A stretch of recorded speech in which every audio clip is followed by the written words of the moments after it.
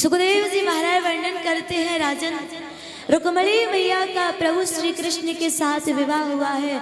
1 वर्ष विवाह को बीते प्रथम पुत्र का जन्म हुआ, जिसका नाम प्रद्युम्न जी महाराज रखा गया है। बोलिए प्रद्युम्न जी महाराज की। एक सम्रासुर नाम का राक्षस, जिसकी मृत्यु केवल प्रद्युम्न जी के हाथों होनी है। सम्रासुर को मालूम हुआ, ओहो कृष्ण के पुत्र ने जन्म ले लिया है। तुरंत आया आकाश मंडल से और प्रद्युम्न जी का हरण करके ले गया, विमान में बिठा के ले गया। आकाश मंडल से प्रद्युम्न जी को नीचे समुद्र में फेंका। बड़ी सी मछली मुंह खोले बैठी थी जी, मुख के द्वारा प्रद्युम्न जी गर्भ में प्रवेश कर गए।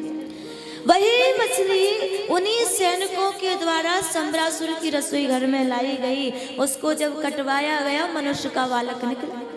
सैनिक बोले, महाराज कोई मनुष्य का बालक निकला। भैया हम क्या करेंगे, जो रसोई घर में रति मायावती काम करती उसी को दे दो। नाम है स्त्री का रति, परंतु मायावी विद्या जानने के कारण मायावती कहा जाता है। दे दो, बालक का पालन पोषण करेंगे।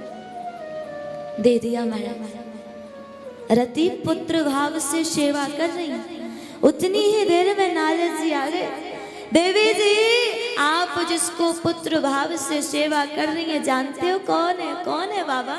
पतिदेव हैं आपके पतिदेव। बाबा जी कैसा मजाक करते हैं जी, ये छोटा सा बालक हमारा पति कैसे हो सकता है? पूर्व जन्म की कथा सुनाई।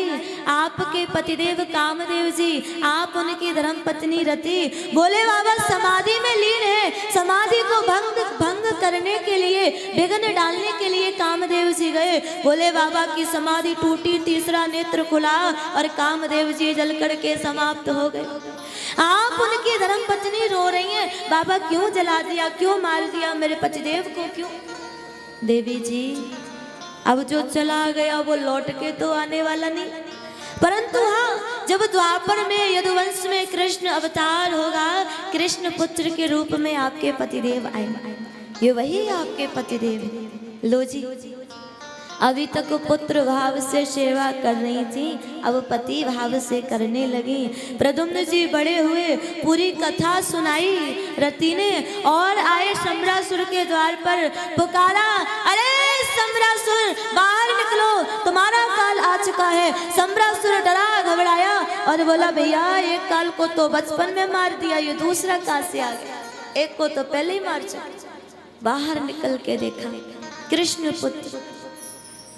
युद्ध होने लगा, बड़ा भीषण युद्ध, और युद्ध के अंत में प्रद्युम्न जी ने एक मुष्टिक का प्रहार किया, वहीं पर सम्रासुर का कल्याण हो गया।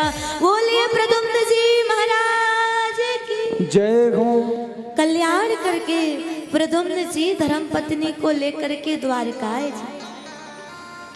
मैया बोली, मेरो बड़ो बेटा जीवित हो तो आज इतना ही बड़ो है कि बहू ले आ। तो प्रभु जी बोले, देवी जी आपका ही तो बेटा है बड़ा वाला प्रद्युम्न। अच्छा, मैया तो बड़ी प्रसन्न हुई, मेरा बेटा इतना बड़ो है गयो कि बहू भी ले आयो महाराज जी। बड़ी खुशी की बात, बड़े आनंद की बात। स्वागत किया, आरती करके मैया अंदर लेके गई।